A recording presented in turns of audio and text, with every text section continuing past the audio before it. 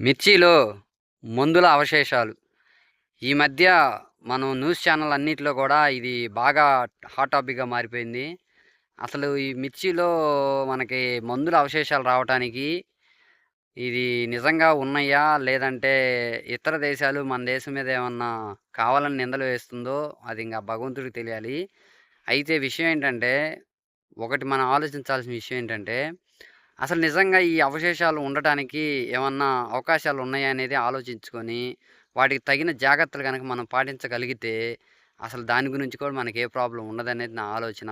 ఒకవేళ ఉంటే, అవి నాకు తెలిసి కొన్ని రకాలని జెప్పేసి నేను కొన్ని రీసెర్చ్ చేసి వెతికితే వాటిలో తెలిసినవేంటి అంటే మనకి ఇప్పుడు చూద్దాం. అది నేను కూడా ఒకడిని రైతునే కాబట్టి నేను గూడా చెప్తున్నాను. ప్రతి ఒక్క రైతు గూడా ఇది ఖచ్చితంగా తెలుసుకోవాల్సిన వీడియో, వినాల్సిన వీడియో. అవేమేంటో ఇప్పుడు వరుసగా చూద్దాం ఒకదానెమ్మట ఒకటి. అందులో మొదటగా వచ్చేసరికి అవసరానికి మించి ఎక్కువ మోతాదులో మందులనేది స్ప్రే చేయటం. అంటే మీకు అర్థం కావడానికి ఫర్ సపోజ్ చిన్న ఉదాహరణలకి చెబుతున్నా. ఇప్పుడు మనకి పోలీస్ అనేది రొటీన్‌గా మిరప తోటలో అయినా, పత్తిలో అయినా దేంట్లో అయినా గానీ మనం ఒక ఎకరాకొచ్చేసరికి 40 గ్రాముల డోస్ వాడతాం.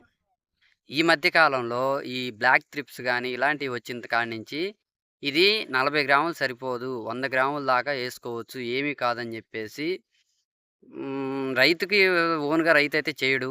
ఈ మందులు కొట్టలోళ్ళు గానీ, లేదంటే డెమోన్‌స్ట్రేటర్లు గానీ, ఎవరో వాళ్ళ దగ్గర సమాచారం వాళ్ళు ఇవ్వటం వలన, ఈ రైతేం జేస్తన్నాడు, నిజమే కదా! ఈ చిన్న డోస్‌కి సరిపోవట్లేదని జెప్పేసి 100 గ్రాముల డోసేసి కొట్టడం వలన అది తగ్గుతుంది.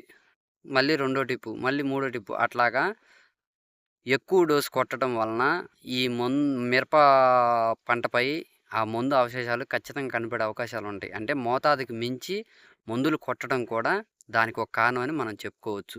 ఇక రెండోదొచ్చేసరికి ఒకే మందును మనం పదే పదే వాడటం.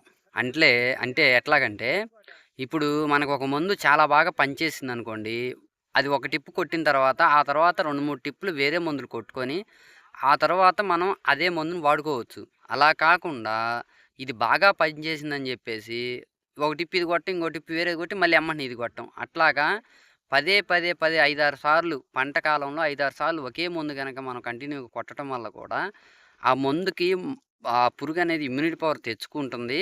దాంతో పాటుగా ఇదే మందు ఎక్కువగా కొట్టడం వల్ల ఏమైద్దంటే, అవి గూడా పంట పైన అవశేషాలుగా ఉండే అవకాశాలుంటది. ఖచ్చితంగా ఆ మందు అవశేషాలు ఆ పంటపై ఉంటుంది. ఇదొక కారణంగా కూడా మనం చెప్పుకోవచ్చు. మరొక కారణం ఏంటంటే, ఇప్పుడు ఫర్ సపోజ్ మనం ఒక మందు స్ప్రే చేసాం. ఆ మందు స్ప్రే చేసిన తర్వాత ఎన్ని రోజులకి మనం కోత అనేది కోసుకోవచ్చు కాయ. ఇప్పుడు ఫర్ సపోజ్ ఒక మందు కొట్టి 3 రోజులు అవుతుందనుకోండి. దాన్ని మనం కొట్టాం గదా! ఇంక ఇప్పుడు ఇబ్బంది ఉండదులే అని జెప్పేసి మనం కోత కోసాము అంటే, ఆ కాయ మీద ఆ మందు అవశేషం అనేది ఖచ్చితంగా ఉండే అవకాశం ఉంటుంది. అలా కాకుండా ఫర్ సపోజ్ ఆ లేబుల్ మీద ఉంటుంది. ఇది కొట్టిన తర్వాత ఇన్ని రోజుల దాకా కోత కొయ్యకూడదు. ఇన్ని రోజుల దాకా కాయలు కట్ చేయకూడదని జెప్పేసి మనం కనుక్కొని గానీ, లేదంటే ఆ లేబుల్ మీద ఉండేది చూసుకొని గానీ మనం స్ప్రే చేసుకున్నాక ఇన్ని రోజులకి ఈ కాయ అనేది కట్ చేసుకోవాలనేది మనం ఖచ్చితంగా చూసుకొని చేయాల్సిన పని.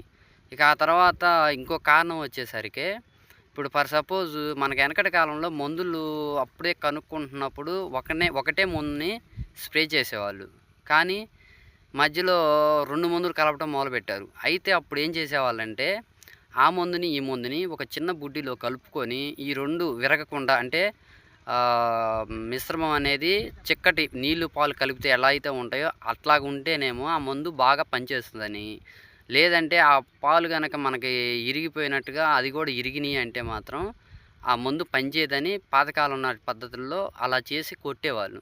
కానీ ఇప్పుడు ఏం చేస్తున్నారంటే సేల్స్ కోసమో మరి ఎట్లాగో షాపుల వాళ్ళు గానీ, ఏదన్నా గానీ ఎలా చెప్తున్నారంటే రైతుకి, ఇప్పుడు ఫర్ సపోజ్ తెల్లదోమకు ఒక మందు, పచ్చదోమకు ఒక మందు, ట్రిప్స్‌కి ఒక మందు, పురుగుకి ఒక మందు. 3, 4 రకాల మందులిచ్చేసి, ఈ 3, 4 రకాలు, 4 రకాల బకెట్‌లో కలుపుకొని, అవన్నీ కలిపి కొట్టేసేయండి ఇబ్బందేం లేదని చెప్తున్నారు. అలా కొట్టుకోవడం గూడా ఈ పురుగు మందుల అవశేషాలు కాయ మీద కనపడడానికి ముఖ్య కారణం అని మనం ఖచ్చితంగా చెప్పుకోవచ్చు. ఎందుకంటే, ఇప్పుడు ఒక రకం, 2 రకాలు అంటే మనం కలిపి చెక్ చేసుకొని కొట్టుకోవచ్చు. కానీ 3, 4 రకాలంటే అయి ఖచ్చితంగా విరిగే అవకాశం ఉంటుంది. అంతేకాకుండా ఆ పంటపై అది పనిచేసే తీరు కూడా ఖచ్చితంగా ఏదో ఒక రకం మందు ఖచ్చితంగా పనిచేయకుండా ఆగే అవకాశం కూడా ఖచ్చితంగా ఉంటుంది. అది కూడా కనుక్కొని మనం చేయాలి. ఇంకొక కారణం వచ్చేసరికి ఇప్పుడు ఫర్ సపోజు మనకి కంపెనీ మందులనేది కాకుండా ఇది కూడా పనిచేస్తుంది అది ఇది అని చెప్పేసి మనకి వేరే బ్లాక్‌లో తయారైన మందులను కూడా కంపెనీ మందులే ఇవి కూడా బాగా పనిచేస్తాయని కొన్ని మనకి నమ్మించి మోసం చేసేలా కొన్ని మందులు కూడా ఇస్తారు. అలాంటియి ఖచ్చితంగా మీ మనస్ఫూర్తిగా మీకు తెలిసిన మందై ఉండాలి. లేదంటే అది మీకు తెలిసిన వ్యక్తి అయినా గానీ నన్ను నమ్మి తీసుకునేటట్లన్నా ఉంటేనే అది తీసుకొని మనం స్ప్రే చేసుకునేటట్టు ఉండాలి గానీ, మీకు తీసుకోవాలన్న ఆలోచన లేకపోయినా, వేరే వాళ్ళ ఒత్తిడి వల్ల తీసుకునే ఆలోచన మాత్రం ఖచ్చితంగా చేయకండి. ఆ మందుల ప్రభావాలు గూడా మన పంట మీద ఖచ్చితంగా ఉండే అవకాశం ఉంటుంది. ఇక లాస్ట్‌దొచ్చేసరికి ఇప్పుడు మనకి లేబుల్ ఇస్తాడు. ప్రతి ఒక్క కంపెనీ మందుకి దాని మీద ఒక చిన్న పేపర్ లాంటిది మడత చుట్టి దానికి అంటిచ్చిస్తారు. ఆ లేబుల్ ఎందుకిస్తాడంటే, ఆ మందు పనిచేసే విధానం కాడ్నించి, మోతాదు కాడ్నించి, అది స్ప్రే చేసినాక ఎన్ని రోజుల దాకా కాయ కోయకూడదు కానించి ఇవన్నీ గూడా దాంట్లో డీటెయిల్స్‌గా ఇత్తాడు గాబట్టి, ఖచ్చితంగా దాని గురించి మీరందరూ కూడా చదివే ఆ లేబుల్ మీదున్న ఆ మ్యాటర్ అంతా కూడా చదివే ఖచ్చితంగా మీరు ఆ మందుని స్ప్రే చేయాల్సి ఉంటుంది. ఇవన్నీ కూడా ఖచ్చితంగా చేయగలిగితే ఎటువంటి ఇబ్బంది లేకుండా మందుల అవశేషాలనేయి మన పంట మీద లేకుండా ఉండటానికి ఖచ్చితంగా అవకాశం ఉంటుందని నేనైతే తెలుసుకున్న మ్యాటర్ ఇది. మీరు కూడా అసలు ఇలాంటి అవశేషాలు కనపడకుండా ఉండటానికి ఎలా చేయాలి ఏందనేది కూడా మీ మందుల కంపెనీల వాళ్ళని గానీ, లేదంటే వ్యవసాయ డిపార్ట్‌మెంట్‌కి సంబంధించిన వాళ్ళని గానీ కనుక్కొని తగు జాగ్రత్తలు గనక తీసుకోగలిగితే మనకి ఎలాంటి ఇబ్బందులు అసలు ఖచ్చితంగా రావు. ఇక వీటితో పాటుగా ఇంకొన్ని పాయింట్లు గుర్తుపెట్టుకోవాల్సిందేంటంటే ప్రతి ఒక్క రైతు కూడా మీరు చేలో పురుగు గాని ఏదన్నా మీ కంటితో మీరు చూస్తేనే అది పలానా పురుగుంది, పలానా దోముందని అనుకుంటేనే స్ప్రే చేయండి. అలా గాకుండా ఉన్నా లేకపోయినా గానీ 2, 3 రోజులకి కొట్టాల్సిందే అన్న లెక్కలో మాత్రం అలా మందులు కొట్టే వారం ఖచ్చితంగా చేయొద్దు. దాంతో పాటుగా మందులు స్ప్రే చేసే ప్రతిసారి కూడా మీరు జాగ్రత్తలు తీసుకోండి. కొట్టే ప్రతి ఒక్క మందు గూడా అది కంపెనీదా కాదా ఖచ్చితంగా చూసుకోండి.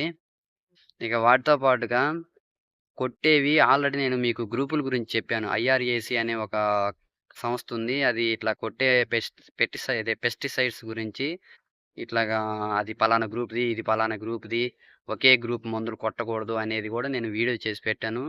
ప్రతి ఒక్కళ్ళు కూడా అది ఖచ్చితంగా చూడండి.